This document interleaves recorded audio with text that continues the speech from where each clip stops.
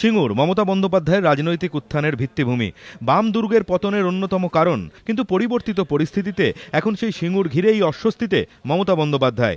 হাইকোর্টের রায়ে জমি ফেরত দেওয়ার প্রক্রিয়া আপাতত ২০ বাঁও জলে চলে যাওয়ায় সিঙ্গুরে তৃণমূলের প্রতি কিছুটা অসন্তোষ তৈরি হয়েছে বলে মনে করছে রাজনৈতিক মহল। আর এই অসন্তোষ ঘুচিয়ে পাশে থাকার বার্তা দিতে একদিকে তৃণমূল যেমন ফের সিঙ্গুরে আন্দোলনে নামতে চলেছে, তেমনি সরকার বিরোধী অসন্তোষকে পুঁজি করে রাজনৈতিক জমি তৈরির চেষ্টা করছে বিরোধীরা।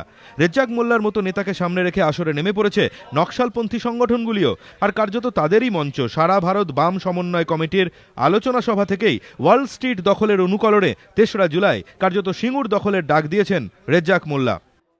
আমার কথা হচ্ছে যে এখন ওই অকুপাই ওয়াল স্ট্রিট সারা পৃথিবীতে আলোচ্য বিষয়। আমাদের পশ্চিমবাংলার কাছে এখন সবচেয়ে আলোচ্য বিষয় হলো অকুপাই সিঙ্গুর। এই অকুপাই সিঙ্গুরে আমরা যাবো, আপনারা যদি রাজি থাকেন। শুনলুম ঘটনা হচ্ছে ৩ তারিখে আমরা সবাই মিলে যাবো। জলের কাছে পারমিশন চাইবি, এর বেশি আর কি চাই? যদি পারমিশন না দেয় তারপর যা বোঝার আমার ঠিক করতে হবে। একটা বৈজনী কোথায় বলেছি, একটা ঝুঁকি নিয়ে আমি সেখানে এসেছি।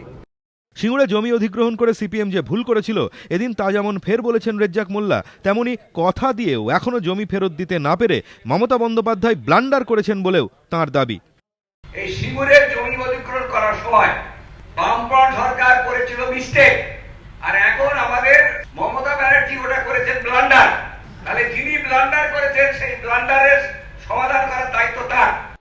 মুখ্যমন্ত্রীর নির্দেশে শনিবারই সিঙ্গুরে মিছিল করবে তৃণমূল ছাত্র পরিষদ।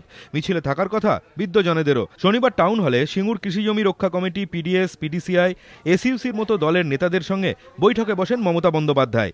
এই বৈঠকেই সিদ্ধান্ত নেওয়া হয় আইনি লড়াইয়ের পাশাপাশি ফের আন্দোলন শুরু হবে সিঙ্গুরে। সেই মতোই শনিবার থেকে আনুষ্ঠানিকভাবে সিঙ্গুরে আন্দোলন শুরু করছে তৃণমূল। কিন্তু বর্তমান পরিস্থিতিতে সিঙ্গুরে তৃণমূলকে একেবারে ওয়াকওভার দিতে চাইছে না কেউই। তাই বামেরাও যেমন বিবৃতি দিচ্ছে, তেমনি সক্রিয় কংগ্রেসও।